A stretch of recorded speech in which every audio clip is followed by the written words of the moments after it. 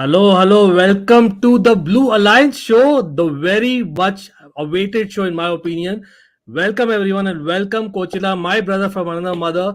This is a show where we will get along all the Chelsea boys and Chelsea girls, of course, just to kind of get together and share your thoughts. Of course, we are starting with content creators, but great to be finally back. Something that we've waited for so long, Kochila, brother. How you been? And I know that we used to always do this, and now it's time that we do it again because there is positivity in the season, right? Yeah, I can't complain, man. I've been looking forward to something like this, something that brings content creators together. And like you explained, we will bring in more content creators. We'll continue to grow. We need to work together if need be. There are times where we need to push some narrative to help educate, not say narratives, help educate the fans on, the best way you can say to support our club. But I've been looking forward to this one, and I'm happy. Yeah, lots of looking. You can say from what we've seen so far, lots of positives than negatives, in my opinion. For sure. As in, it couldn't go worse than what happened last season, of course. And of course, there's a brilliant excuse for us to start this or restart this. Absolutely. And of Mm, course, this is only the first show. So hopefully, we'll get everyone to contribute here. And yeah. look at Coachilla's setup. As in, look at that setup, end to end setup. Coachella is trying to show, like, that is what he does. The content creator that Coachella is, I believe. But Harsha, big up to you, of course. Derain, Utkarsh, Mohammed Sahanawaz, Rupak, everyone is in the house. Everyone, let's hit that like button. Let's get in more people so that we have a lot of conversation. Yes, absolutely, it's a Chelsea end-to-end show, but literally we'll be discussing the Premier League by default. You know that. Patrick in the house. Yes, I see that. Pudin, Chelsea Michi boy, big up to you. Absolutely. Hardik as well as Audley as well as Emmanuel. All the people in. Come on. What is the main topic? The main topic of discussion has to be this. Of course, we got to start with the Chelsea Luton Town match, which is in 24 hours' time. But of course, there are a lot of transfers. So just letting you know what the topic of discussions will be. So stick to the topic as much as possible. Of course, it helps. Any comments or questions you have, we will try and address it. Of course, we will be talking about what the press conference gave us output. Not great news there, but again, there's never a day like right Coachella when there is something not to speak about when it comes to Chelsea Football Club, and that's what we love, right? And of Oh course, yeah. you can't see. If a day comes and goes and there's nothing about Chelsea to talk about, then you must not be. It must not be Chelsea. As long as it's Chelsea, you can say you'll be having mood swings from excitement to ooh, what's going on here, something like that. That's why it's Chelsea Football Club, in my opinion. Yeah. 100%, 100%. Of course, yes, of course. PB talks and all. Messi is good. Yes, Lavanya, Sandeep, everyone is in. So, breaking news, and of course, it's not breaking news really. The big news before we get to the Chelsea Luton match, and of course, what happened with West Ham, we'll take a quick look what we can fix. But big news, as expected, Coachella. We have David Washington completing a Chelsea switch from Santos. Of course, a young striker. In terms of statistics, not really scored much. I believe it's around 16 million euros, which is about $17 million. I Mhm. think it's big money for someone so young who's not having experience. But I think we all know Todd Burley, Iqbali, the directors believe in investment, and there's a different, I think, budget for that. How are you thinking that this signing will bring? Because it was said that he might go on loan, but now that we have injuries, he might just play a part. You never know. That Mason Burst just showed us. Here's the thing. He's an exciting talent, first of all. But the question I'm asking, what are we going to do with him? Because chances are, and from what we've heard, he's not going to be part of the first team. And it becomes concerning because such a talent, you can say, clubs like Barcelona and Real Madrid will sign him and give him a chance. But it doesn't look like that's possible right now with Chelsea Football Club. And that's where I'm concerned. And if we sign them out on loan, chances are probably we're lucky that we're signing them on a long-term contract. But I'm quite sure there's no way that sign such a long-term contract without an exit a strategy, because it doesn't mean the length of the contract doesn't matter. Once a player wants to leave, you'd have to let them go. You can't force them to stay against their will. So my concern is that we send them out on loan, and all the clubs, interested clubs, will tap them up and make them tell them, "No, look, we're not like Chelsea. Come to us, and you get to start games immediately. Then we're in serious trouble." That's the aspect I'm concerned. You and I know he's a special talent, but What are we going to do with him? And how soon does he get a chance to really represent Chelsea? You can see the kid is happy because I saw a clip of him, all smiles, kissing the badge and all that. But I don't know He whether loved the kit, yeah. He loved the kit. Not that we don't yeah, like it. The new yeah, kit is awesome exactly. without the sponsor. Yeah. But let's see what the club does with him. That's the question I Yeah. have right now. Again, like because it's Pochettino, and that's why I mentioned that there is a strong possibility. Again, Darren is saying the Washington. I don't know how Mhm. good he's really, to be frank. Exactly, like none of us thought. To be very honest, he's had that, as in burst of a few months, like how Nicholas Jackson had, but Nicholas Jackson had it for Villarreal at a Mhm. very high level, right? Here we're talking about, with all due respect to Brazilian football, with Santos, it's not what it used to be. We all know that for a fact. So hopefully he does it. But someone who came with really high reputation, remember, a lot of clubs are after him as well. But let's get into the main conversation of the night, and of course, that is Chelsea versus Luton Town. Kuchela and everyone in the chat. Kuchela, of course, quickly responding to what happened versus West Ham, as in it was a game of two halves for me. First half, I think it was clear that we were the better team, but the injury to Carney, of course, he scored the goal, and the penalty miss was the difference maker, and we went flat. What do you think the reason was? What was your opinion? On the you can say in this you can say with regards to this particular matter, I don't differ that much from Pochettino. It's one of those situations when you look at it, you will not be able to fathom what happened. I've looked at it. I've taken my time. I watched the game again. It's difficult to say what really happened. I think um, it's here's the thing. For me, the highlight for me is I think it took something like that to recognize the importance of Carney Chukwuemeka to this team, even though he's a kid. It's just 18 or like at most 19.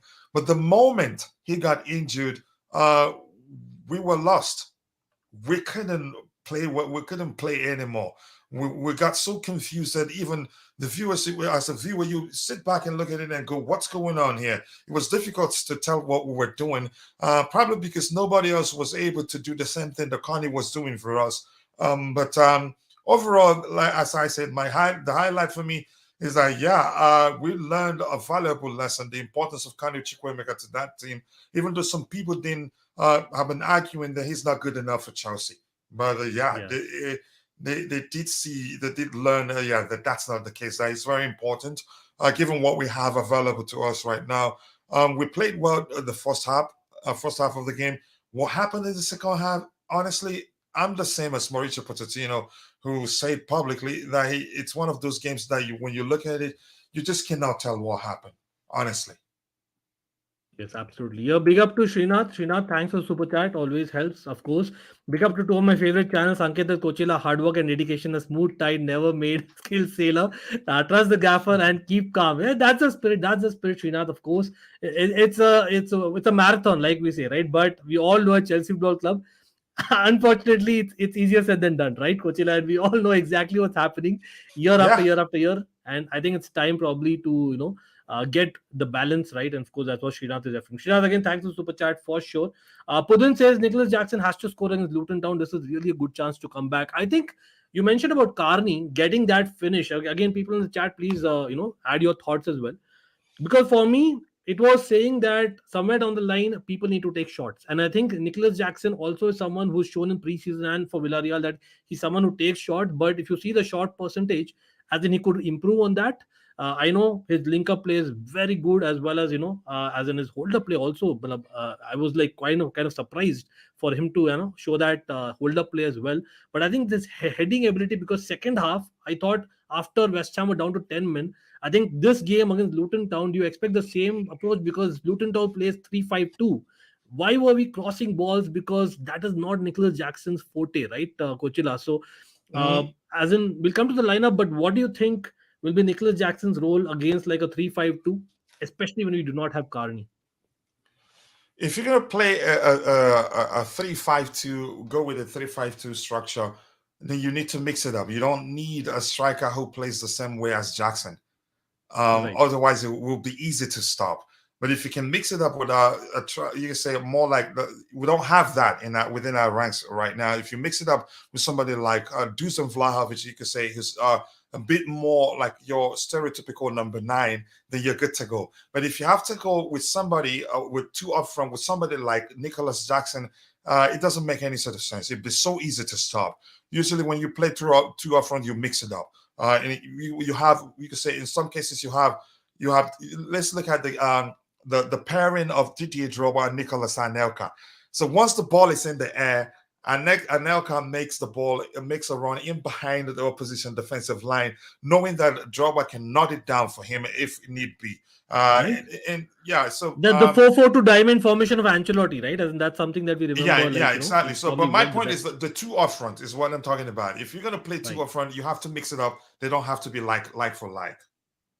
Absolutely. And yes, Manav also mentioning here, using the cross and hoping for a header wasn't the right approach versus an incredibly physically West Ham team. People like Sterling and Mudryk should have contested 1v1 and open angles. Exactly.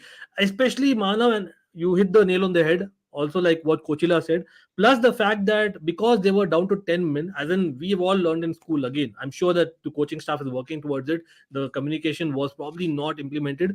Kuchera, when you are playing against a team which is down to 10 men, especially a physical team, you got to draw them out, and that is possible by forming those little triangles, which actually Poch system thrives on. I know there's a lot of in between the lines, central passing which happens, but I think coming down to crosses was almost too desperate too soon, in my opinion, especially because yes, Mudryk was brought on in the second half.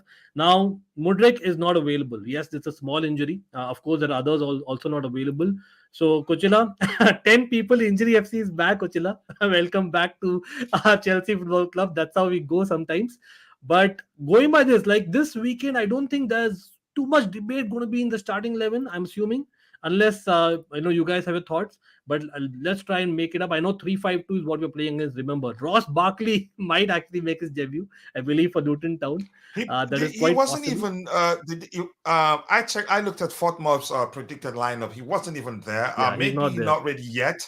But I think he's not been playing for a while, so probably needs time to get back to full fitness and then get a chance to play. So, say what you like about him. He can hit the ball quite well and from outside the box too. But in terms of something you did mention, if you don't mind, I just want to address that quickly from my perspective. In my opinion, usually when you play the mid-table or bottom-table teams, people think it becomes easier when they lose a man. When they lose a man, difficult. That's when it's even more difficult to play against them. And I knew immediately the moment they went down a man that we're in trouble because Moyes will make a change. And he made a change and brought in Obonna.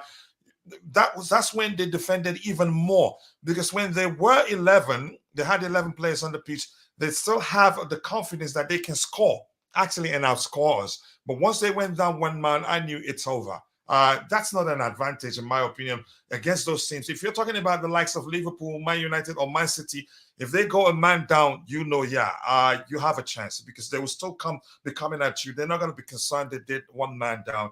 But that's just my opinion, really. Yeah, absolutely. Big up to Mikhail. Again, I can see a lot of people joining. Again, everyone who's joining, let's hit that like button. Come on, let's score our goal. Our goal is what? Let's get to over 100 likes quickly. We can easily do that. Come on. We are the Blue Alliance, but we need every opinion. Even the neutrals in the chat, great to have that opinion because sometimes that gives an unbiased view. Mikhail, of course, big up. Devesh, Manav, I'm seeing Utkarsh, Deadshot, Emma the King, Official, Derain.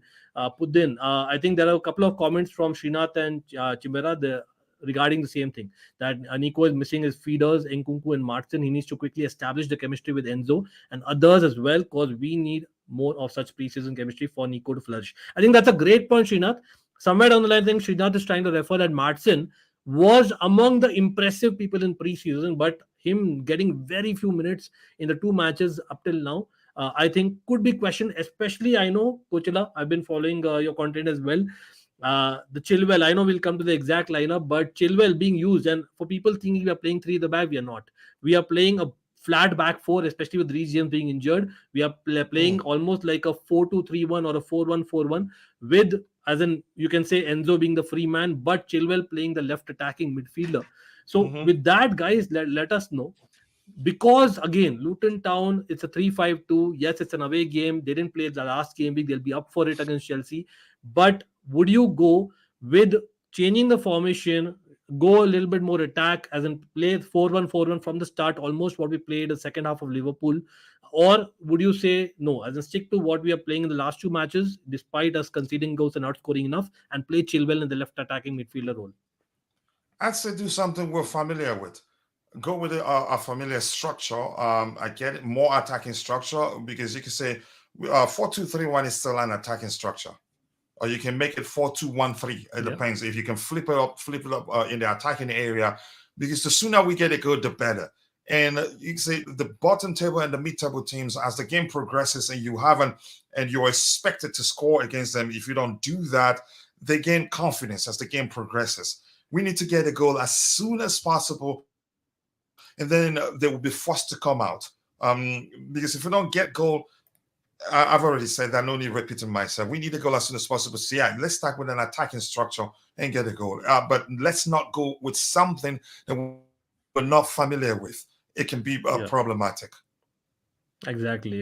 And set pieces needs to be improved upon 100% Utkarsh. So let's get to the starting lineup, and I'm starting a few comments so that we'll be addressing them as well. Absolutely. Like how Messi's goat is, definitely putting in as well. Sanjeev in the house, the coolest Chelsea in the house. Nice to see everyone. So I'm going to start with a 4-2-3-1, but I generally believe it might turn into a 4-1-4-1 while in gameplay while we're attacking. But I think Mhm. let's start with the lineup, considering that we have 10 people out. Quite obvious, I know.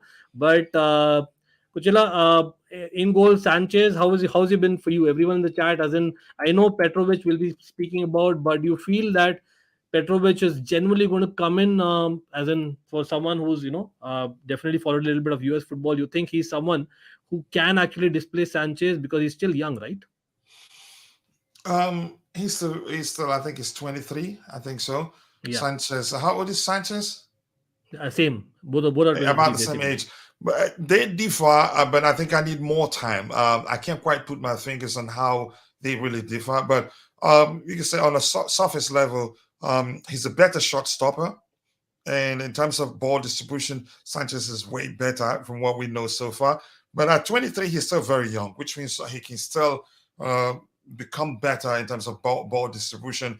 Um, it's difficult to say now. And Sanchez, Roger did mention the other day during the Blue Morning Show, we shouldn't judge him that much, and rightly so. We Hmm. shouldn't judge him that much because probably he didn't know he'd get a chance to play for Chelsea as soon as he did. Exactly. Yeah, because my thinking and my belief at the time was that it would take time, it would take a while. He joins. We know we have another good goalkeeper in the ranks waiting, and as you can say, as the season progresses, we'll try him out during the cup games, and if he does well, if signs are that he can be a better goalkeeper than Keparis of Balaga, then he gets a chance to become the number one. So, but boom, just a few days after he joined us, Kepa moves to Atletico Madrid. So he's had a shaky starts because if you ask me, I'd argue some of the goals he conceded, he could have, you could say, should have done better. But I don't blame him that much because probably he didn't expect to get a chance to be the number one as soon as he did. So let's see what he does in the future. You know what? Coachella just mentioned Atletico Madrid there. I'm saying like Kepa must be wondering that I wish I would have gone to Atletico Madrid because after going there, he hasn't started. It's been, I think, Lunin who started there. Correct me if I'm wrong, any Real Madrid fans in the chat.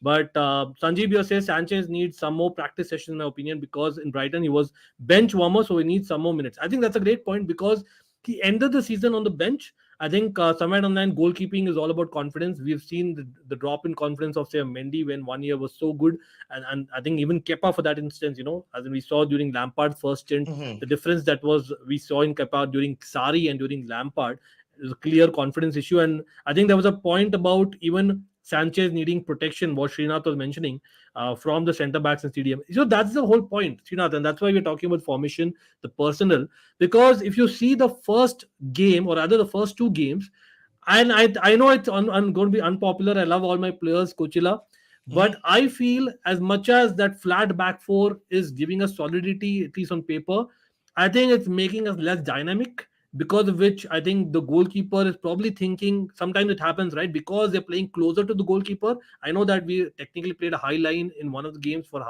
half the game. But generally speaking, the idea of a flat back four is to kind of not play that high line as much. So the goalkeeper is assuming that the centre backs or the full backs will probably, cover that sweeper area for me, and he's not acting as sweeper.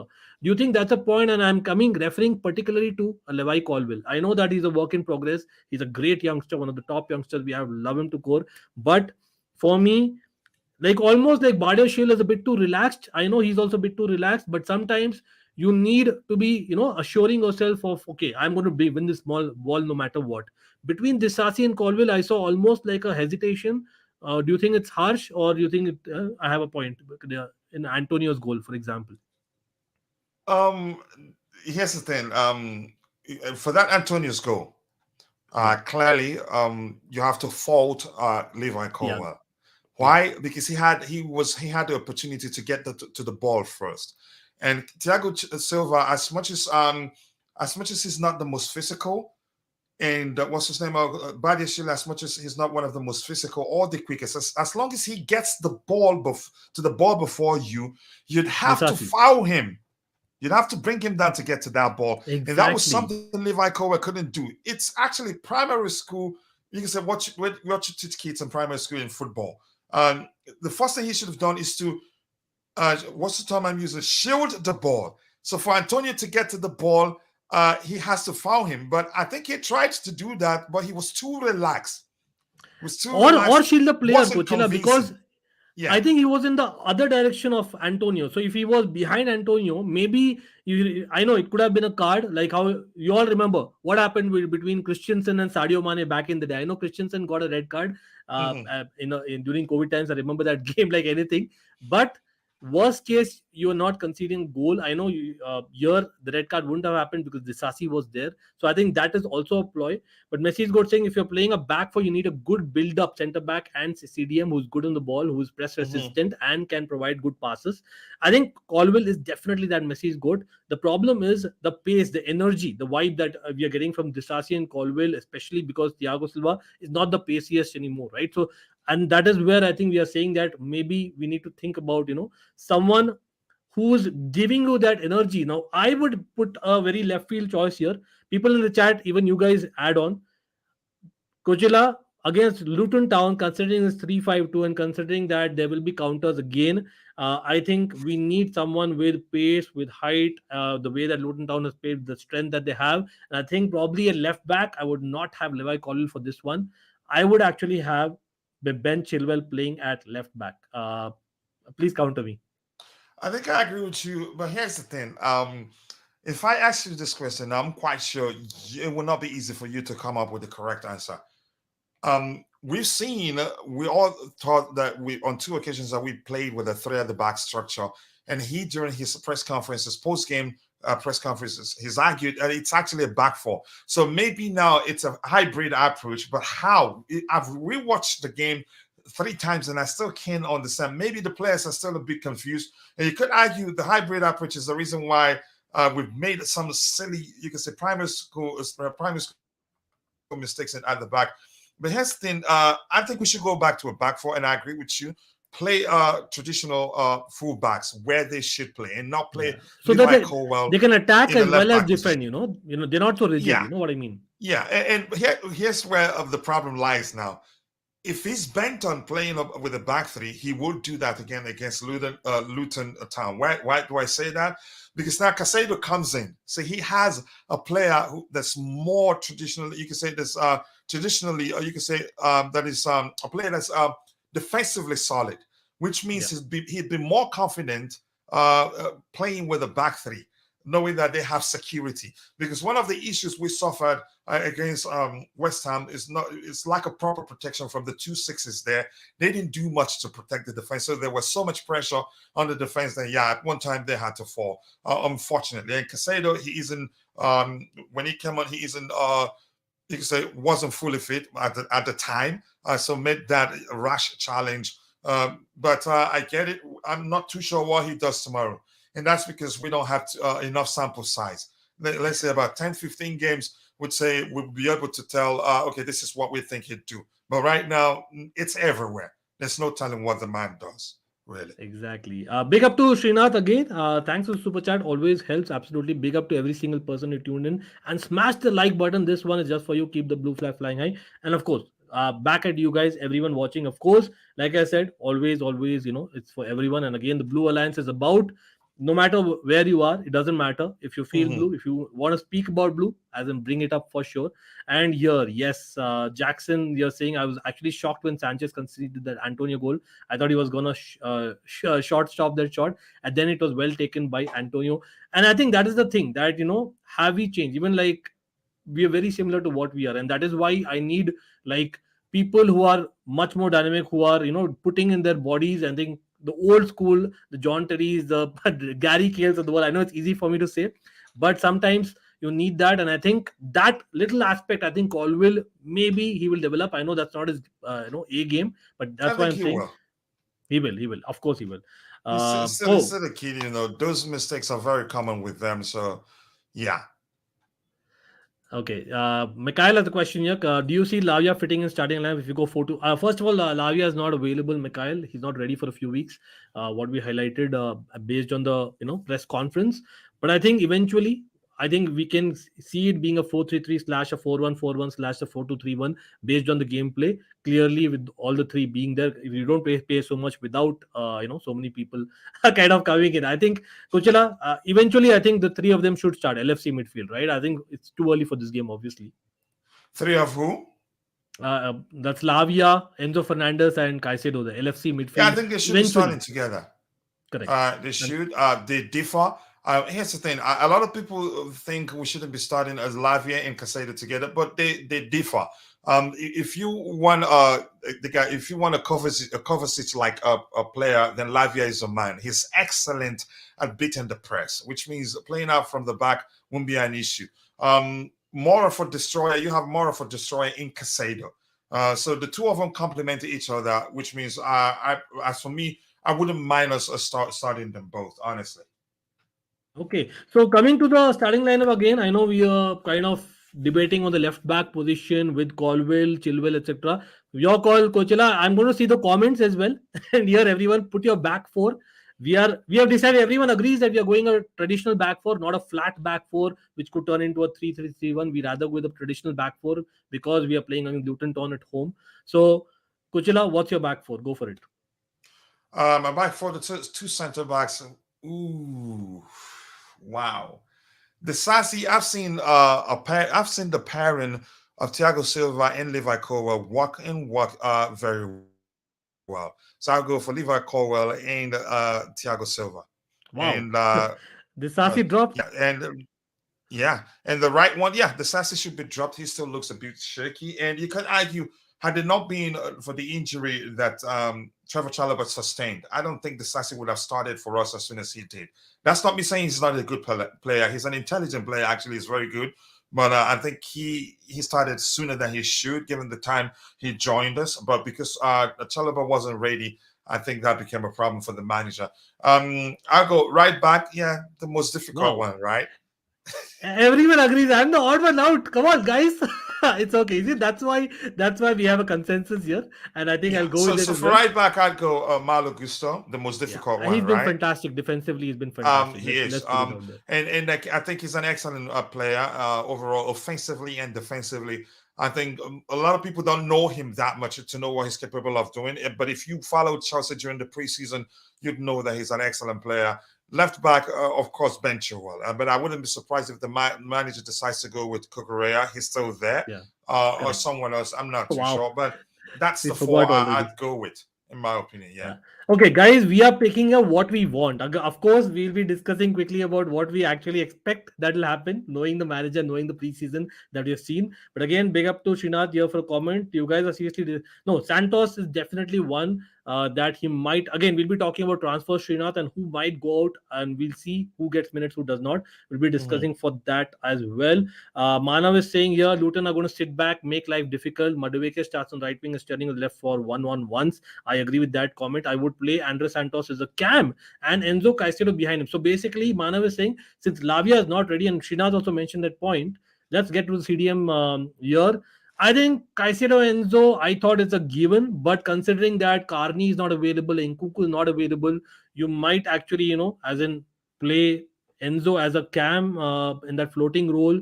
But is he that, yet? We want him to be that player, but is he that yet in this system? I think I rather see him with Caicedo and develop that partnership. Coachella, where are you on the CDM? Everyone in the chat as well. On the 266? Yeah. Whew. Um, you're going with the 4-2-3-1, right? Yeah, it'll become a 4-1-4-1 when one of the six. Yeah, it's a decides to be an hybrid eight. approach, but you Exactly. can say the default will be That's 4-2-3-1. Poch yeah. Yeah, so I think right now I'd go with Enzo Fernandez and Moises Caicedo. Those two for me. Yeah, I have to agree. And as much as Santos, I know that he was impressive in preseason, but again, the two games he's not featured. So for me, that tells me. And even like I remember, with all due respect, Leslie came on in the first game for a few minutes. So I think that tells me somewhere down the line that defensively, I think with Santos, Poch is not like 100% convinced about him starting. Plus Caicedo, we all know that the pressure is on him, as in he needs to start. I think the mistake, what, if I may quickly put it, Coachella, in the last game, we got Caicedo coming in at a time, after we first got in Mudryk after halftime and then coming. So it was midway through a half where we were already, as in pegging back. So maybe it didn't give him the right platform to kind of, just settle himself for a couple of minutes. And I think starting him makes absolutely sense. You don't pay 115 million and then do not start him, especially when we have injuries, right? So again, I know Shrey in the house, big up to Shrey as well. Coolest Chels in the house as well. Lavia is not ready yet. Yes, absolutely coolest Chels. This is one approach that I would love. And again, Gallagher, we have not discussed Gallagher, Coachella. Gallagher, now the fact is Nadeem is mentioning about the shooting from distance. I think Enzo and Gallagher both have it in them compared to other midfielders that we have at the club. Would you agree? Can you ask that question again? So Conor Gallagher and Enzo Fernandez do have an ability, in my opinion, compared to others, to take that shot from distance. Right? Yeah, dude. Gallagher has an eye for goals, and Yeah. he will get you goals if he plays closer to the final third. Here's the thing. I'm going to say this: as good as he's been in the last two games, I think Gallagher can be more effective, make it more effective for us if we play him as one of the 2-8s in the back three, like is it a 3-4-2-1 or so, and or on you can say as a winger. Actually, at Crystal Palace, he was brilliant for them because he was played on the flanks, and throughout the season he was brilliant. It wasn't like where you see a lukewarm form at Chelsea. Today he's brilliant, tomorrow his struggles. I get it. When he's played deep, he brings something to the table. The pace, the presence, the energy, the commitment. You see him blocking shots but I get it. Those things count. But I think Gallagher can do more for us if you play him. You can say closer to the final third as one of the 2-8s in the cases where we play 2-8, or play him on the flanks. Gallagher, he isn't a deep line playmaker or a deep line midfielder, whatever language you prefer. I think he'll be more effective for us if he plays on the flanks. That's how I see it. Wow. So basically, you are using him almost like a defensive valve, so as to give that extra cover. Right? You can say he's been a temporary fix for us. And I think the manager knows that. There's no way you tell me Gallagher has a place in that midfield, deep line, 2 He has a place there if we have Enzo Fernandez, Romeo Lavia, Moises Caicedo, plus Andrea Santos, and Leslie Ugochukwu, actually, who's traditionally a DM. So Gallagher doesn't have a place in that area. His place in this team is on the flanks, in my opinion, honestly. Interesting. Again, I believe Bardeshil is still not ready. He's just started training, but it is still a week or so away from definitely, even featuring in matches, leave apart, starting. Do you guys think Nkunku injury before season opening match is a big setback for Chelsea? Of course it is, because he was the main man in preseason games in terms of attack creativity. I think that is why we discussing so much on the number 10 role, Sanjeev, because for us, as much as Enzo has a shot in him, he's not like an ideal number 10. He's not a Fabregas yet. He can become a Fabregas going forward, and that's where I personally see him. I don't know about you, Coachella. I think he, given that space, he will be a beautiful footballer. Not that he's already, but on the other hand, that link-up play. When you have a Nicholas Jackson who drops back, You need someone almost playing like a second striker, which Carney was doing well. And again, until he scored, you're right. As in, a lot of people criticize for Carney not to take enough shots. But now that he showed that, I think that is a positive for the time that he comes back. I know it's still away, maybe 3-4 weeks, I believe. But if you generally say in this particular midfield, considering the availability, Kochila, who's your number 10? And again, people, CDM we have put in because I know Gallagher. A lot of people are saying either as a 10 or 8. I'm putting Enzo and Caicedo as CDMs. Maybe Enzo is a floating man, but number 10 in this role, would you have Sterling? Because second half he did play as at number 10 late in the second half when we went almost a 3-2-3-2. Or would you say that no, Gallagher probably get in? Okay, I probably put in Gallagher by mistake. Let me put in Uh, Enzo Fernandez. in the 10 position. Yeah, in the 10 position is what everyone. Eesh. Here's the thing. It's a difficult one. Um, you need more to be a 10, and Gallagher doesn't have all it takes to be a 10. Carney was able to fulfill the 10 role whenever he's played there because he's able to find solutions in tight spaces. So Gallagher, if he plays in the 10, especially if we play against a deep team that defends deep, where he will not have lots of spaces to operate, he will struggle. And it's no coincidence the fact that he's played his best football for Chelsea on the flanks. I know people will look at it and say he played his best football for us against West Ham and Liverpool because he did well in terms of his defensive contributions. But if you look at underground Potter in a 4-2-3-1 structure where he played as the winger, he was brilliant. The day Mason Mount played 10 and got 2 goals for us. And look at his days at Crystal Palace. He was brilliant consistent throughout the season because he played on the flanks. Gallagher isn't a 10. There's a chance if you play him there, he gets a goal or 2, but still he will not be able to fulfill that role effectively. But to some people, as long as he scores, to them, he's done well. The 10 role, he's not equipped to do that, which leads to me thinking there's a chance the manager probably, you can say, will avoid going with a structure that will need a 10. That leads me to thinking that because we don't have any traditional 10 in that team. Yeah, so why don't we, as in, again, we are playing against Luton Town. I know that it may sound funny, but the fact is, the guy who's played most with Luton Town in the team is actually Ian Martson, right? Correct me if I'm wrong, guys. Quite obviously, right? Because he was there in Championship.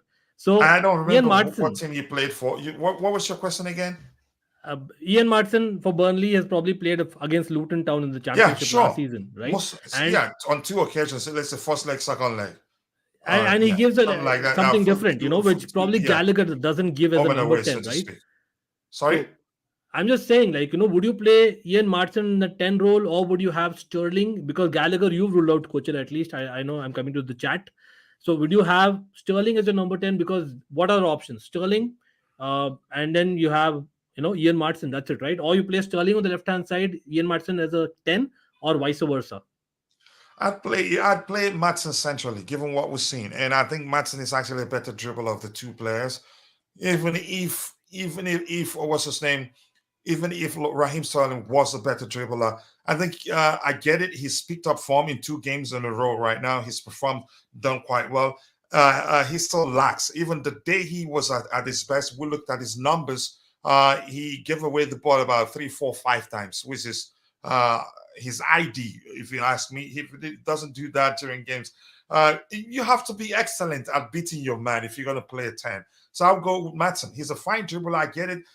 We haven't seen you could say the dribbling aspect of his game. Probably the key is a bit, you could say, trying to not to do too much, trying to keep it as simple as possible to get a place in the team. And you can say he's proven he's capable of playing in the 10 role during the preseason when he plays something similar to that, in my opinion. Okay. So I wouldn't play Sterling there.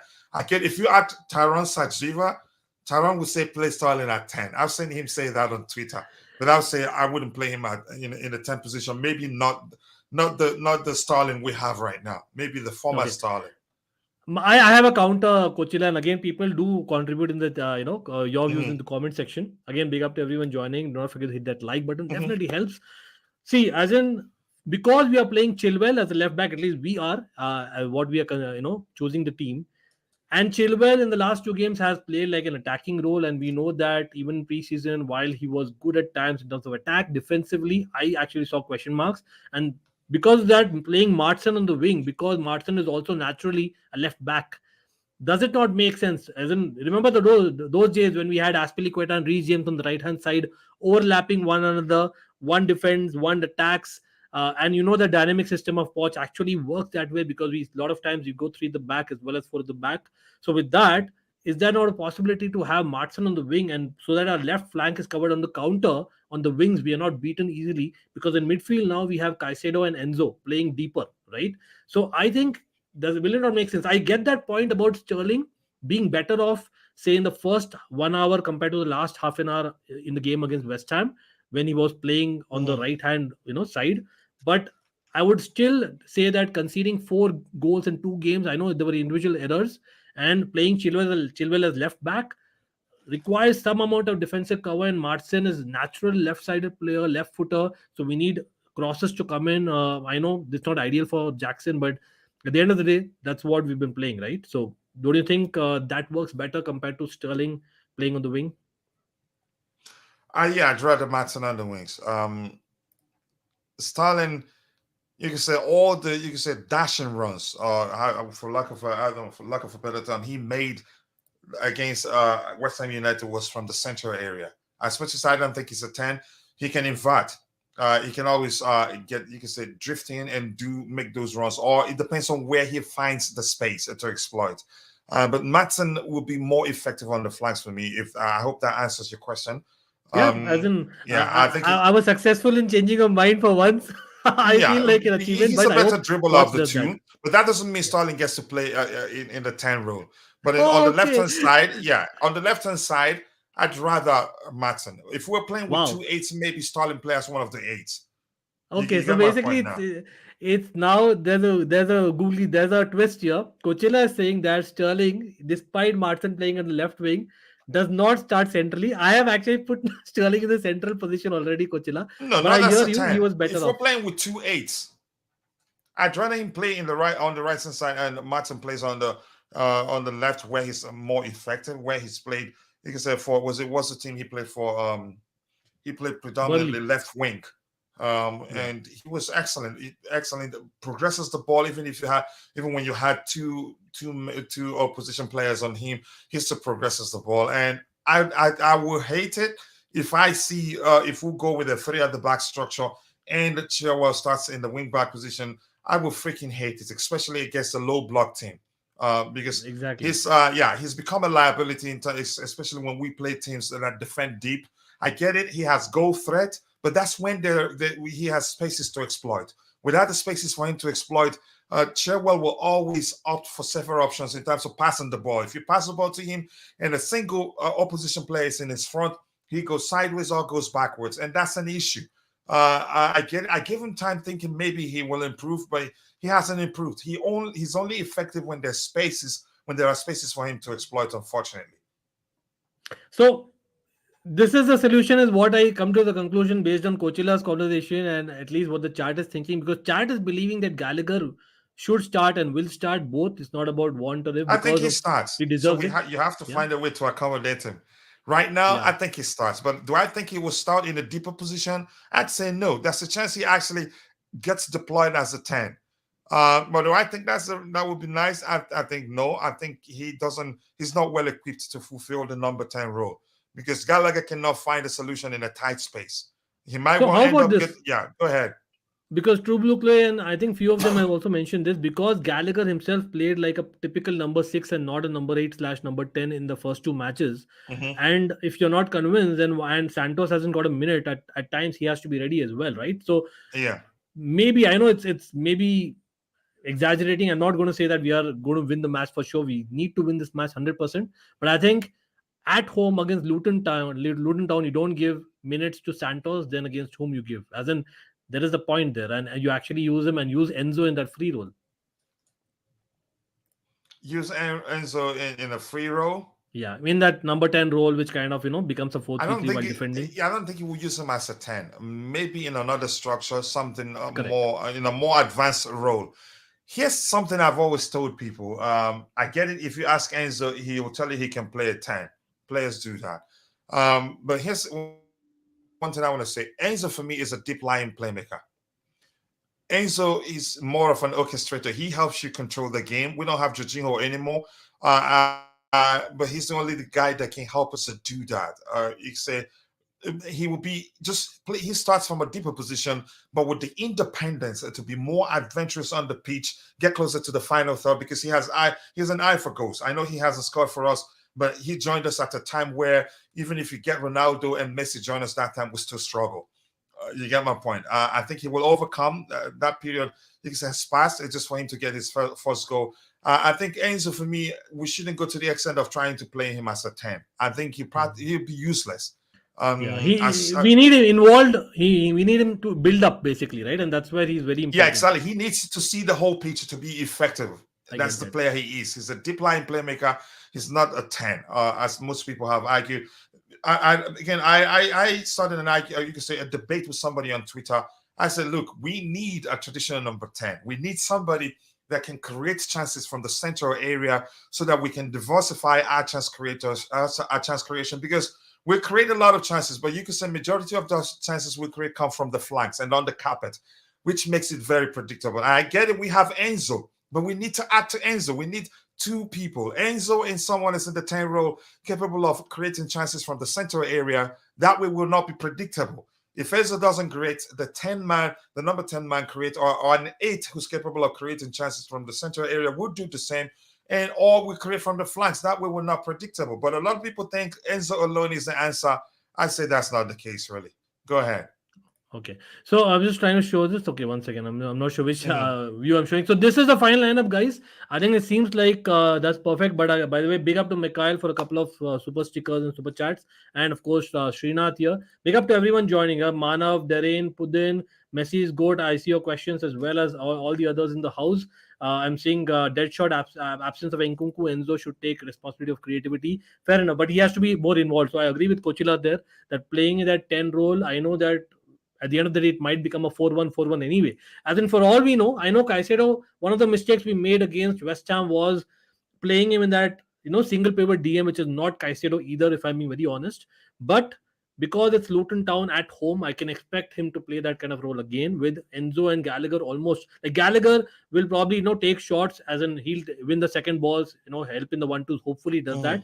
But Enzo will be the guy who will be basically, that connect between, say, a defensive midfield and attack. For me, for sure, he'll be the guy. So, guys, agree with this lineup. And again, we'll come to the predictions at the end of the stream. But that leads us to the next topic, guys. Everyone, and just quickly, I hope we're not missing anybody's questions. Yes, I think your Messi Goat is asking a question. Yeah, please. What's your take on Modric? I have a question there and we missed it. I don't see any myself. And Bobby is in the chat. Just say hello. You can just breeze through what we have in the comment section there and say hello to everybody there. The likes of Bobby, Jackson. I think Vic is there. Just hello to everybody quickly so we can move on. And thank you, Mikhail, for the super sticker. Mikhail is excited. He called it a fabulous collaboration, hosting simultaneously live stream. Yep, that's something that we hope to add at least 4 more channels to it. I think it's an exciting time for Chelsea fans, and we can only get better. We're looking at more talent. You can say we're scouting right now. We'll take a time, but go ahead with what you were saying, brother. Yes, so I'll just take a couple of questions here. Again, big up to everyone here. Again, let's hit that like button, for sure helps. We lost Chukwuemeka and Nkunku. Certainly, we're looking thin in the squad. We are still juggling for a right winger, Cam, and do we still need a striker? And that is the next topic of conversation, of course. I think Messi is good, also referring to the same thing about Modric having question marks. I know he's not ready for this game. There is a slight niggle. But these are the people that we are linked to, guys. Again, we can debate what is needed, what is not needed, and I know opposition fans will be like, come on, after spending 1 billion you still don't have a team ready. But remember, we sold about 17 to 18 players, and again there was a need. Now that we've got that's concerning, really. Yeah, if crazy. You don't mind, just quickly, that's concerning. You can say we lost against West Ham United, and people were quick to highlight that we spent $1 billion in total. If you have to £1 billion in total, if you have to do that, then you have to take your time also to take into account the fact that, like you just mentioned, we sold a lot of players. Just deduct that and then come up with a number, and I'll say, okay, you're correct. But you can't just say we spent $1 billion without taking into account how much we've made from player sales. It just doesn't make any sort of sense, in my opinion. But go ahead, brother. Yeah, absolutely. And again, I think that is a question that I think Srinath is asking. That is a question that maybe even Messi's goat is asking about like the readiness of the people that we have signed, right? As in, again, a lot of youngsters, exciting. For example, Mudrik. I know you're not referring to this match. Now we are generally speaking about Chelsea's transfer window, which we literally have 1 week left, guys. Mind you, I know that there will be outs. The Lukaku situation, the biggest question. There are concerning reports today, Coachella and everyone in the chat saying that I know that the press conference wasn't clear. He clearly said that the club basically already had something in mind. Lukaku himself had something in mind, and that is why we went with the way that we went. And it's clearly that he's not a future of Chelsea, right? But again, there are reports saying that Poch wants to talk to Lukaku, saying that if he can, set himself mentally to be back in the squad. I am scared. I'll be very honest, Coachella. We have seen this movie earlier. No matter whether he brings physicality, whether he brings experience, I do not want to see Lukaku back in the squad. And even if beat, I know that Brennan Johnson for 50 million, Vlahovic for 45 million, plus Lukaku is probably too much to ask for. But I'd rather have that. And that's how desperate I am about not having Lukaku in the squad. Because for me, that squad size and especially the mentality of the players who are there in the dressing room needs to be better, especially Lukaku. Where do you stand? Are you willing to give Lukaku a chance? Is there anyone willing to give Lukaku a chance? I am not. No. Here's the thing. I'm going to say this. That movie, I know you said we've seen that movie before, but this movie has a different plot twist. It ends differently. I don't see a world where Lukaku ends up staying. The manager, he's made it clear. The club, they've decided on what to do with Romelu Lukaku. He ends up leaving Chelsea. Whatever happens, some Nigerians will say, come rain, come thunder. Lukaku leaves Chelsea. Honestly, I'm serious. Here's the thing. And if you paid attention to what the manager said, I think it's just some sections of the Twitter journalists, I call them, or some of them real journalists, took a part of his speech. They were forcing him. First, they asked him, and he said, nothing has changed. When they asked him about Romelu Lukaku, if you watch it again, he said, nothing has changed, which means Lukaku will leave, and the club wants him to leave. The club don't want him to be part of the squad. Lukaku ends up leaving, and then they keep pushing him until he said something to the effect of, well, if anything changes, the club will let me know, and I'm not going to argue against it. We're working together, something to that effect. So they just took that part of the presser and ran with it. To me, Lukaku isn't staying, and I'm not concerned one bit. Honestly, I don't think he stays. Yeah, so that is clear. So we have got the elephant out of the house for the time being. If he can say, I know he considers himself as one, but now the people are linked. Now again, Balogun, I know that Arsenal, he was on loan last season in the French league. He did brilliantly. I get that. But again, if you see the XG versus the number of conversions, like compared to Nicholas Jackson is probably lower. I think there is a question mark about his finishing percentage, which is again one of the concerns of Chelsea. Paying 50 million, especially from Arsenal, for a guy who is Arsenal's, let's be honest, third choice striker right now, versus maybe Vlahovic was a little bit of concern. Again, we are talking striker and we'll come to the camp. But what are you saying, Coachella? Like you're saying that no matter what, keep Broya. He's coming back after long-term injury. Have faith in him. Nicholas Jackson will get you goals, and rather get a more creative Cam, number 10, or you would go with both, as in go with both, because right now we are lacking goals as a team.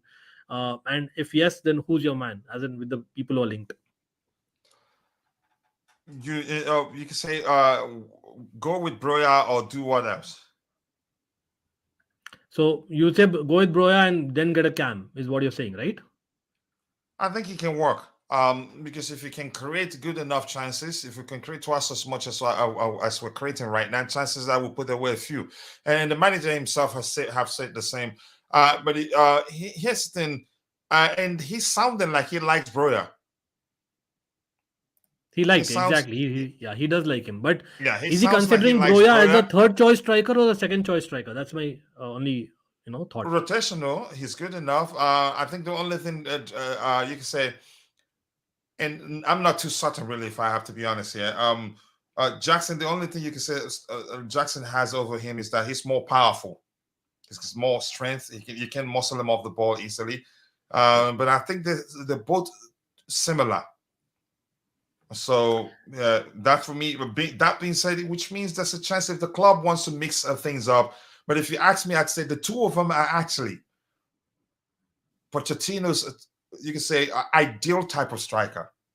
Yeah, That's it the gives he's A, ideal. plan B almost, right? Because Broya is someone Yeah, who, exactly. So playing A plan B because Jackson is a perfect Pochettino type of striker. He likes a player, a who number drops nine that's back. capable of dropping deep, participate in the play, and when you don't get a chance to score, you create a chance for your pairing. I get it. People are calling for signing a traditional number nine, but that's not his thing. Honestly, that's not Exactly. his thing. And I think Jackson, if he comes good, nobody will be asking for that. But because it's looking like you could say he's not the guy. Some are questioning whether he's the guy. I think he is. By the time he starts scoring and you get goals from Nkunku, also get goals from those that play on the flanks, then you will not be looking for a Lukaku type of number nine. What did he say? What did Mikhail say there? Mikhail, man, Mikhail opened the chat, everyone. So basically, I think you have to. Have you watched the Hindi movie Kachra called Kaliha. How do you say it? Kachra Is it Khelega? Kachra Khele. You know what? I actually have a meme. I'll Kachra just show you Keleha? guys. I would like to play this, everyone. मैं मरते दम तक किसी के सामने नहीं झुकूंगा आप लोग मेरा साथ दें या ना दें मगर कचरा खेलेगा Okay, Kachra Kelega. Okay. No, That I means get no it. matter what in Kachra, with love we call Gallagher. He's like what poor man's Nicholas Barella. He's like no matter what, Potts is like he will play. Whether you change my name or not, Gallagher is going to play. Is what we basically just joke around. But anyway, uh, but yeah, again, Morgan Gibbs White is not even linked. We'll talk about the scouting names. Darren, you know it, and again, people who watched our channels know it as well. I've been as in definitely voicing it out, Coachella. Again, the names that we are linked. Again, let's get to the camp because Coachella agrees that number nine will not be the answer right now, a typical number nine. You rather have someone more creative who can score goals as well as connect with that striker, more like a Again, almost a disclaimer, second that is striker, I just would my say. opinion. No, I agree. I agree with that opinion as well because for me, the second striker was lacking after Carney went off, and that was very clear. That person who was linking up and Sterling couldn't do that as well what he was doing well in the first hour, right? So for Mhm. me, that is maybe one of the reasons why we are going for Brennan Johnson. But why Brennan Johnson? Like in terms of quality, with all due respect to No, the I don't think we're Welshman, and serious. I don't think we're serious about Brandon Johnson. yeah, If you've been paying attention, there's yeah, let me just call it a follow up report that says we admire him, but we're not serious. yeah, Yeah, Mbappe, no, because if you've watched him, he's awful in front of goal. yeah, If you get my point, but I don't yeah. think we need them. I'd rather we need a creative, we need a traditional 10. We need somebody that can create good chances, be creative, not just about creating chances, take the ball by the hands and help us win games. We don't need that difference maker right now. We don't need it. I get if you argue Nkunku is not. He's a different breed of player. But you get my point. Go ahead, brother. Okay, here some names are coming up. I know that Ryan Cherki is our fam who needs Ryan Cherki. I know we can talk about Barcola. We didn't touch about the wingers. If you see the wingers that we're linked to as well, as in again, people are saying that get back Joe Felix. I'm not for him. Someone who did not score enough. I know that he's talented. No one is questioning his talent. The problem is Joe Felix is someone who's so expensive. Plus the fact that now he's so desperate that every day he changes that PSG, Barcelona are my dream clubs. So I'm not going to have that player. Let's be honest. We don't. He's almost done a Lukaku to Atletico Madrid. If I'm being really honest about it, Felix. So I don't want such Mhm. a player. Very honestly speaking, right? But Cherki again, attitude issues. So that is a red flag, is what reports say. He could play as a number 10 as well as on the wing, someone who's two-footed like Felix as well. Kudus, I know that everyone wanted like say a lot of other names that were mentioned, but Kudus is someone who's imminent to West Ham. One of the reasons might be because he's going to African Cup of Nations in January. So him and Nicholas Jackson will be missing. So I can see why we are not going for Kudus right now. It's about the timing thing, apart from the injury issues. But rather, would you say, Coachella, that we can wait for maybe an Nkunku while maybe Carney and Enzo or maybe Gallagher do the number 10 role, maybe even Martin, and get a Barcola or a Yeremy Pino who are like typical wingers. Even I have given a shout out to Johan Bakayoko, the Nonto of the like. So these are like people who are very good off pace on the wings. You get one of such players, and then you just crowd the midfield, as in just to get shots in, like a Gallagher and Enzo could. Um, Nkunku, I used to argue, given his talent, he can be explosive. He's a good dribbler. He's a fine finisher. I was thinking maybe he can fulfill the 10 role. He isn't traditionally 10. I've come to that realization, and he even said it during an interview that he likes to see himself as a striker. I get it. He can play on the flanks, and I'd rather play him on the flanks than play him as a 10. He's not that 10 we're looking for. He's not. You can say he's more of a finisher than he is a creator. And if you're gonna get a 10, you need a 10 that can create more. And so I would say, yeah, we need a 10. If I get it, Chukwuemeka has proven he's able to fulfill that role. And I remember, I think during preseason, Kuku got a chance to play there on 2 occasions. Correct me if I'm wrong. And he looked out of place. He was You were right. You were bang on. So he was so freaking confused. I was like, this guy isn't really the player I think he is. I get it. My argument has always been you don't need to play Kunku as a 9. If you play him as a 9, you'd be wasting his talent. He needs to play a bit you can say deeper. Maybe you can say as a winger, but not as a 10, in my opinion. Or as a winger or as an 8, but not as a 10. He will fluff it. He will not do well as a 10, in my opinion. Honestly. Interesting. It's and I know if you're playing him there just as a second striker, not just maybe as a 10, because application defines a role. I get it. Certain positions, you look at it and say, this player here, for instance, the wing, when we play with the 3 at the back with wing backs, you see Chilwell in the left wing back position, you call him a defender, but it depends on the application. The manager will want him to do more in the offensive area of the pitch than the defensive area of the pitch, which means he's not a defender in that case. It's just that defensive instinct can help him be a bit more cautious than a traditional winger playing in the wing back role. So everything comes down to application, in my opinion. There's a chance the manager places him in the number 10 position, but the application will be to play as a second striker. That makes a whole lot of difference. Interesting. So basically what Kochila is saying is we need a number 10 for sure compared to a winger, because on the wide roles we still have people like Nkunku coming back, and again his class on the wide role we have seen that. The problem is in number 10 he's still yet to show that link up play that we really need from a second striker with Jackson, because he was better off wide, similar to what we spoke about Sterling as well, and that's true.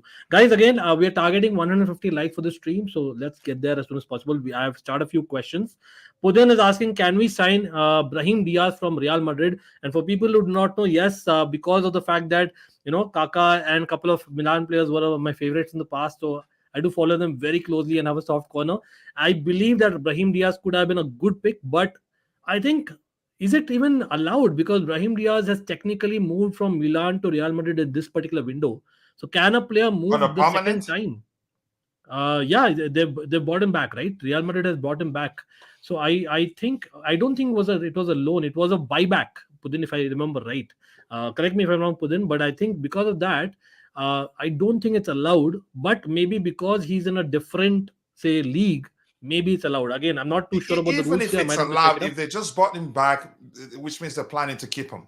They're not looking to sell. No, but Real Madrid put in as a point, because the moment when he was bought back from AC Milan, at that point they hadn't purchased all those other midfielders, the Arda Gulars of the world. They have of course, Ceballos extension that they made. Modric and Kudus is continuing. So I can see why he's saying it. And again, he's a left-footed player. For people who do not follow Real Madrid and AC Milan, he's a left-footed player who plays as a cam or on the right wing. He's exactly what we need, in my personal opinion, and he has goals in him because we saw that in the Champions League for Milan as well. So he has some experience. Mikhail is asking to both anchors, for end of the transfer window, could we get your respective buy one, sell one, keep one? Interesting question that, Mikhail. Again, I think he was gonna come up with this. There'll be more than one, I think, which will be sold. In my personal opinion, I think certainly Lukaku and Callum Hudson-Odoi are going. That's pretty obvious. But if you have to say that if Santos doesn't get enough game time, or Maatsen, would you consider loaning them out, Kochila? Loaning who out? Either of Santos, Leslie Ugochukwu, or Maatsen, one of the three. The three of them are still very young. And for young players, even the manager himself have said it. That was one of the first most important comments he made during his first interview. Young players need to play, and if they don't play, their development will stagnate, will suffer, and that's dangerous. So if they're not going to play that much, not you can say I'm not going by. Let's wait until we'll have cup games before they get game time. It's dangerous. I'd rather we sign an established player, have that established player be fighting for a place with a star with one of another established player, or you can say another mature player. Then if they don't play, they're still fine. They've learned enough. But for young players at the age of 19, 18, they have to play. And cup games will not be enough. That is just my opinion. You get my point now. And So we have one next midweek, by the way, against Wimbledon, just so you know. yeah, exactly. So cup game alone will not be good enough for the likes of Matson, the likes of what's his name, the likes of Andrea Santos and Leslie Ugochukwu. Except if you're going to be giving them like 25 minutes, 30 minutes in a Premier League game, then mixed up with the cup games, then their development will still be on track. But and I'm not going to be selfish and say, yeah, let's keep them because I like them. I was happy that Lewis Hall, again, even though I was gutted, then again, it makes sense to me. He has to leave on loan. Plus now it's a permanent, mandatory permanent. You can say purchase a clause on his contract. But beyond that, I'm not the type to look at a young player and be selfish to say we should keep him and don't let that player go out alone and continue to do it. Just doesn't make any sort of sense. But I think it's clear, right, Kochila? I think the fact that we let go again, Lewis Hall. I know that the fan base went haywire. But I think the fact that we let go Lewis Hall is a clear indication that Poch believes in Martin more is what my assumption is. And again, when it comes to midfield, I think I can see one of them going for sure, at least on loan. Either of Leslie or Santos. I know we have kind of been very resistant. And I don't think, Mikhail, that we will let go Santos. But I can see Leslie Ugochukwu possibly going because now that we have Lavia coming in a couple of weeks. That May not. Right?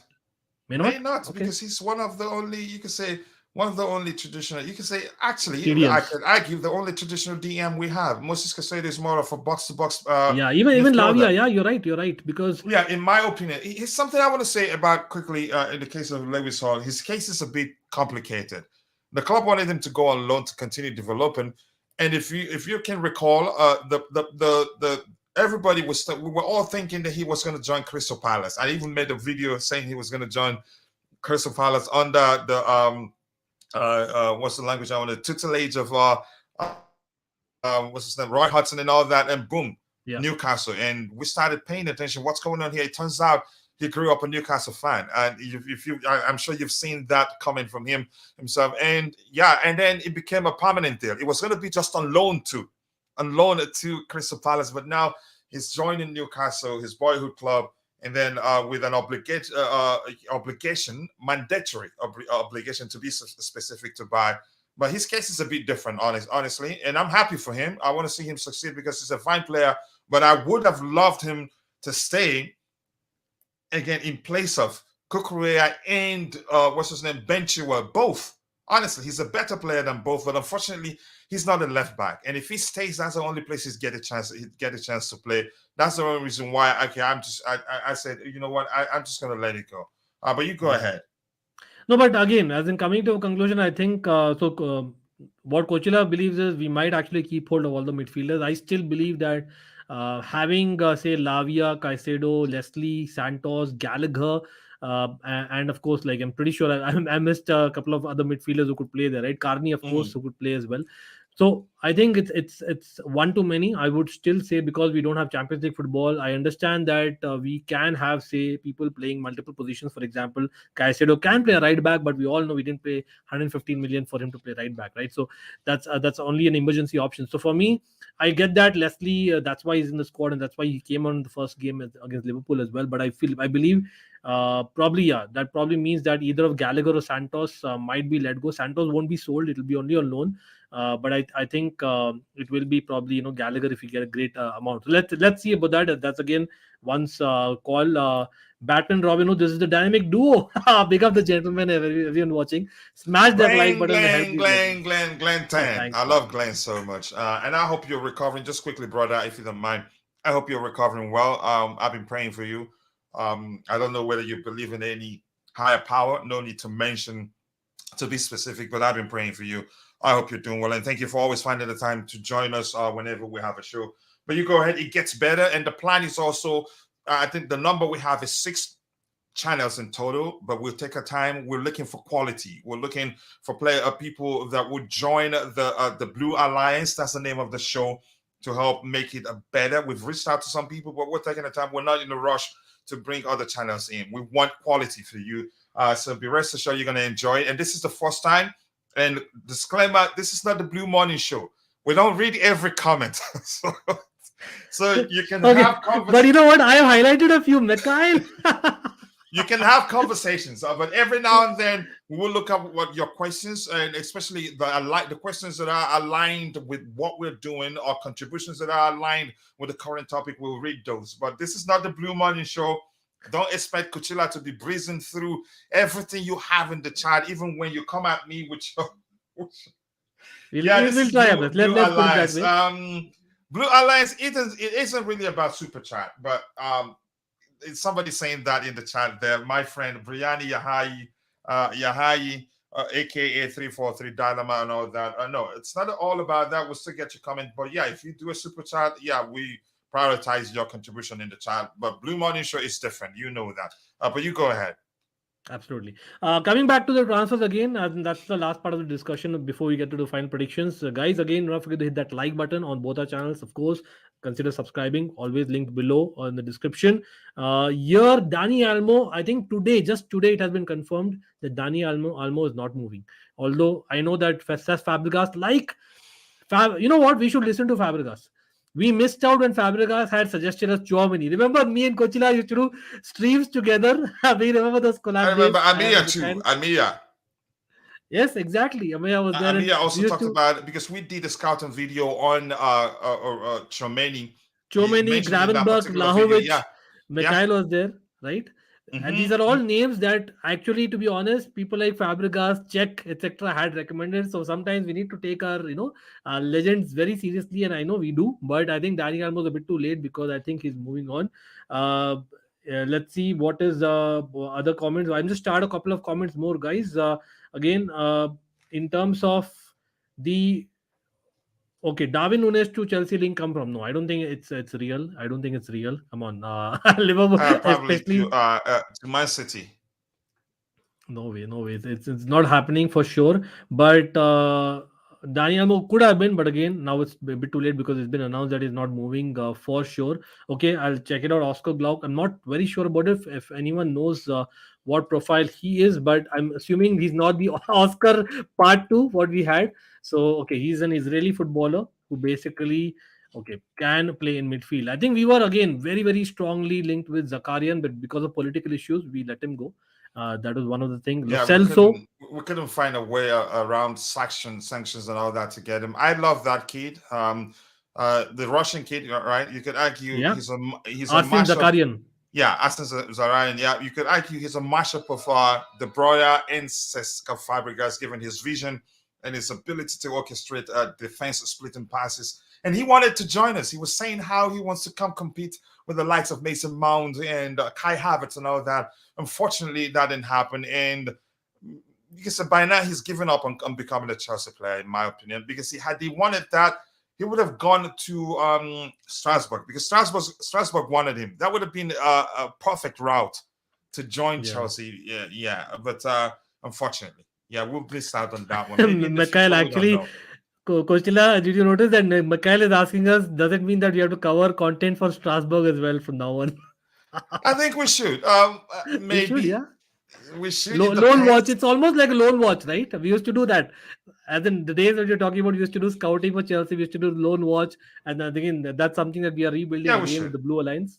Yeah, we should. The Blue Alliance, we should be covering loan watch, finances, and some other aspects.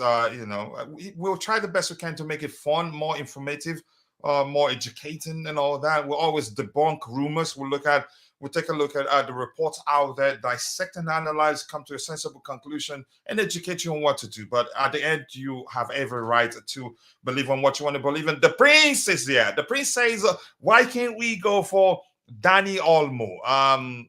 We're not interested. I think Ankit has covered that. just what we want right now. And he is a perfect player in that position, also recommended by Fabregas. Unfortunately, like it stated, we should be listening to Fabregas. But within, did he recommend what is that, Badiashile? Did he? Bardeshil, no, not too sure if he recommended, but I'm pretty sure he recommended a few youngsters from France. I'm 100% sure. I know he was at Monaco. I think he approved it. It's almost a case of like how Didier Drogba approved David Datro Fofana. I don't think it was a recommendation, but it was an approval, which is itself good as well, which counts for sure, right? And I think we need to definitely take it. But Coachella hasn't answered the question, and everyone in the chat you've answered. But Coachella, who's that one guy that you're signing in the camp position? Who is that you want Chelsea to sign no matter what, as things stand? I know Okay, it's I'm a gonna very move on. I'm difficult gonna question. move on from Kudus because I see Kudus isn't happening. Yeah, It's looking he's more likely to join West Ham United than Chelsea. And from the way we've gone about it, the pursuit of Mohammed Kudus, it just seems as if we're not that serious about signing him. So I yeah. say right now, wow, it's difficult. I'm telling you guys, there needs to be more scouting for Chelsea episode. Let's have the more Blue Alliance episodes here because I think in the next 6 days we can bring one more show. Hopefully we'll suggest something to Chelsea because again, I'm telling you guys, Nonto is your guy in my opinion. If you have to really pinpoint one person, he has literally, just what Fofana did to Leicester. He wants to move out of Leeds, right? And I know it's not a great sign, Who but there is a exactly? difference. Yeah, Wilfried Nonto, the Italian international, 19 years old, but already experienced in the Premier League, scored a few goals. He could play second striker, he could play left wing, right wing. Very good on the eye, in my opinion. Something that we need a spark, an X factor that we were linked with Dybala a few weeks ago. I think he is a right footer though. Him along with Barcola, if we can afford him, I think I don't these think two. Bacola comes to us. Have you not seen that Bacola prefers going to PSG? Correct. So that is why And I'm saying and that and the get deal, the Nonto. Bacola case is a bit more complicated now right now because we're hearing that Monaco wants a player plus cash. That compounds the transfer, and I don't see a player plus cash doesn't mean a player on loan, a player on a permanent plus Hmm. cash. And I don't think we have any player except for Lukaku or maybe Callum Hudson-Odoi. But would they want Callum Hudson-Odoi? I'd say no, in my opinion. But go ahead with what you were saying. Sorry for cutting you off. No. I hear you, and along the same lines actually. So it comes down to the cash as well. Yes, because as much as we like to defend our club, the reality is there is going to be definitely, I don't know, with Chelsea. I don't know. You've seen this meme. Let me play that, everyone. Chelsea fans, buy everyone, all the blues. This is what we feel, right? I'm here to tell you right now, we don't care. Let me tell you We don't care. But we have to keep in mind that the world is against us. It's clear that FFP will come into picture, and I think we have to be careful. And that is why I put one more name, Johan Bakayoko. Guys, I know it's funny that again I'm linking ourselves to a Bakayoko, but this guy is genuinely good. Even last night in the Champions League qualification against Rangers, he actually created 2 goals, Yeah, and I can you think educate us on him? You've talked about it too much. It's like you're shoving it into my mouth. Can you educate us on Bakayoko? I want to know. so. Who is he? Basically speaking, he is a left-footed winger. His market value is 10 million. He is really young, How old but is he he? already he's I think 20, but already a Belgian international. He's similar to Nonto's age, so he's 20. The difference is that he's left-footed. Nonto is right-footed, and I think he's a proper right winger, someone who takes on people. You might say that yes, from PSV, similar to Madueke, but no. Madueke is a tall guy. Madueke has a good build. Here, I think we are talking about a person who has low center of gravity. I think he brings very different things to a Madueke, and I think that can be a plan A, plan B on the wings. And again, he scored enough goals and got enough assists at this age, even be it for say the young Belgian sides Mhm. or be it for PSV in the Europa League qualification, in the Champions League qualifications, apart from the Eredivisie. So I think that is something which is doable in terms of the price, because if you're talking about Barcola, he wants to go to PSG, we have to overpay. Ryan Cherki, attitude issues, plus we have to overpay. Then we have what else? There's a lot of names. Felix is definitely expensive. Kudus, it's imminent. West Ham, even if we like to hijack, probably not happening, is what the realistic picture is. Jeremy Pino, it's just paper talk in my opinion. Johnson, well, quality, I don't see that quality in my opinion, although he is jack of all trades.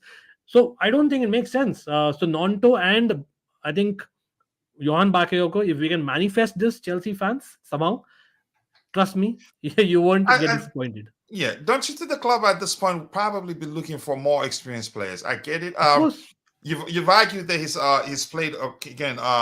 Usually, experience and age are usually used interchangeably. But correct. sometimes it does make sense. It's hard to find somebody who's experienced and not that old. You get my point. He says Cucurella looks more professional than Fabrizio Romano. I love this guy. He's been supporting Chelsea See that? perspective since I think at the time I had around 25 to 30. But he's a nice guy. That's fine. My point is, I think probably we'll be looking for more experienced players. I don't know. I'm not too sure. That's a great shout. Sorry to cut you, Coachila. This is a great shout. Pedro Dead shot. Gonzalez. Yes, so he is the difference. Only difference is dead shot. Then we are assuming that Sterling is a right-sided starter, or maybe Sterling / Madueke, and Pedro is more naturally left-sided. Pedro Gonçalves is similar to the profile of a Christian Pulisic, but not that injury-prone. He's similar to that kind of profile. Maybe Pedro Neto, he's similar to that profile, but he has goals in him, and I think he has scored loads of goals and assists for Sporting, I believe, last season as well. And again, Sporting is in the running for the title in the Portuguese league. So someone who's a winner, who's experienced enough. I think he's not too young either. But right-footed, that's the only thing. Will he get the left-footed angle that we need, which we lack, in my personal opinion, at times. And if we're being honest, I think it's very difficult to understand what the club they're prioritizing right now, because we're lacking in the wing, right wing area. We don't have numbers there. It's just practically not a Madueke. I get it. Raheem can play on the left, on the right, but I think we need one more player. Then we also need a 10. And so we're not too sure what they're prioritizing, and that's why you can say the Twitter journalists and all that, they're just saying we're looking for attacking players. They use the general term attacking players. They're not being specific, probably because they're not too as sure as you can say as short as sure, or you can say as certain as I'm not really. But let's see. I'm sure they understand the areas where we're like. They understand the problems we have. They know what signings to make to help us solve those problems. I don't know. Do you have more questions? Up to you. You go with it. No, I think that's about it. Again, if I can just quickly clarify, Barcola and Ziyech, the difference is Barcola is primarily a right footer compared to maybe a Bakayoko or other names that we were talking about, maybe a Kudus. So that's the difference. And Barcola is a typical winger. Ziyech is almost like an inside winger is what he likes, because he likes to kind of assist all the time. I think that's the difference between them. But Barcola also could play inside forward. I think you have a point, Red Shot, because he's played as a false nine. But again, it's not realistic in my opinion. But I think we have covered a lot of questions here. So big up to everyone joining here again. In terms of predictions, what are you saying, Kochila, in the chat tomorrow? What is happening again? Would love to say it's an easy day, and it's never an easy day. More recently in Chelsea, but come on, it's Luton. Yes, we are injury FC, but still, come on, we should beat Luton, shouldn't we? Before the West Ham game, a lot of people were saying the Tide will beat them 8-0, 5-0, 6-0, and I said, we're too confident that I'm concerned. Here's the thing: the only thing I want is for us to go into that game as if it is the final. This is no time to say, okay, we can select a B team, we can give the less experienced players a chance. No, we haven't gotten a win yet in this particular season. We need to go with our best squad. We need to let them know we need a win. Don't underestimate them. And we have a problem now. West Ham, they've set, you can say, the blueprint for all the clubs to follow. Be physical, and then we'll struggle. And that's nothing new. We've been like that for 3 years now. And part of the reasons why we struggled against West Ham was that they were so physical, we weren't able to deal with it at some point. So in Luton Town, according to the beautiful game during the Blue Morning Show, they're all like 6 foot plus, very tall and physical. So we must be ready for that. And that was why Bobby argued in the morning we may well see the likes of the Sassi get a chance to start again because he's a huge guy, and we may well see Leslie Ugochukwu coming because he's a huge guy too. We need to find a way to deal with that physicality, otherwise we will still struggle the way we did against West Ham United. So for me, I'm not too sure. I'm not too certain about this team that I'd go to the extent of saying I think we're going to win this game by a certain number of goals or this. I'm just going to say I'm not sure. I just leave it at I'm not sure what happens. If we win tomorrow, I'll take it. But on paper, this is a game that we should be winning. But football, you cannot script this game. Even if you look at statistics, I think we played them 3 times and we've beaten them 3 times, but you could say at least twice. But we're beating them on 2 occasions. They haven't beaten us one. But But that's it when, was significant, Kochila. Those two yeah, were very significant because yes, it was a cup game, but I think first was the last game of Lampard, if I remember right, where Tammy scored a hat trick. Correct me if I'm wrong, Chad. And the second recent was even more significant because that was the night when we got to know about the sanctions. And Timo mhm. Werner scored, I think, one of the goals. And Loftus-Cheek played centre back. I think a crazy 3-2 night. Lukaku scored, ironically. Just saying.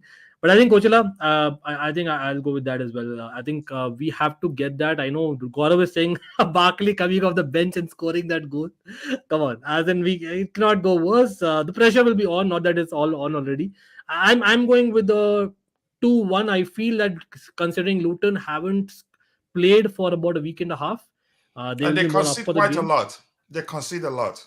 Correct, and we will be scoring 2 goals this time, hopefully, Yeah. right? As in we And should. just quickly, let me just say something here. Yeah, the Void. Always nice to see you, brother. I appreciate you. Welcome to the Blue Alliance. Believe me, it's something different, something special, something delicious, something you haven't seen in the community. And we will add 4 more channels, but we'll take our time.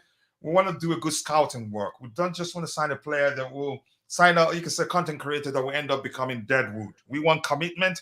We want a content creator that will stay fit, knowledgeable, that will help us educate you, entertain you, bring you the news in a more constructive and objective manner that you will always come back for more. I promise you that. Go ahead, bro. Whenever you're ready, we can round off. Up to you. Yeah, I think that is about it. I know that again, let's give a quick shout out to people again, everyone watching. Great to see you guys even here. I know that people watching from India as well as other parts of the world, it might be late in the night, but great to always see you here. Again, I think Srinath is asking about whether it will continue. Absolutely. It's just the first of many. And the idea is about people like you and everyone here contributing just, your views. Because at the end of the day, we believe that, whether we love football end to end, and we do, but the reality is that when it comes to the Blues, and we know, as in at least Kochila and me, and of course a lot of you in the chat know that we kind of breathe that, and we need to see more people like that. Hopefully, with all your backing, we get to know that, and we continue this for sure. Again, we are always open to feedback. You can contact Kochila as well, Chelsea Perspective. You know the channel, people hit him up anytime. Again, Almighty Blues, you can hit me up anytime, be it on social media, be it on the channels. But the Blue Alliance is for everyone. It's for everyone. It's for you people. So great to actually have this discussion, Kochila. We have been planning this for a year. Shout out to everyone in the chat. Of course, thanks for all the super chat, the mod members. But Kochila, your closing thoughts. Nothing to say. It's exciting. I enjoyed myself, and it's set at a time where even if I have to go pick up my son from school, I'd still have time to be part of the show. It's enjoyable. The chemistry between you and I is something special. We're brothers. Beyond that, we're as actually content brothers. We creators, actually feel that we're yeah, literally that. It's just that we are geographically not there. You're yeah, right. we have such a great chemistry, and I think this can only get better. And for those of you who doesn't know, it's called the Blue Alliance, and the number we have in mind is 6 content creators, and we'll have to bring in 4 more people, but we'll take a time. We're not rushing. We'll pick the best content creators. It doesn't have to be the biggest name, but the knowledgeable and the content creators that will commit to the cause and help us do well. Other than that, I don't have anything else to say, brother. It's been excellent, and I enjoyed myself, and I can't wait till next Thursday for the next episode of the Blue Alliance show. Absolutely. Same here. And again, up the Chels, no matter what. And we will be there for sure for the watch alongs. So join us on our respective channels. And of course, hopefully, we come back with a smile on the face with a victory. See you guys. Good night for now. And for people who are still in the day, good day. See you soon. Always for everyone to see. Bye. Much love.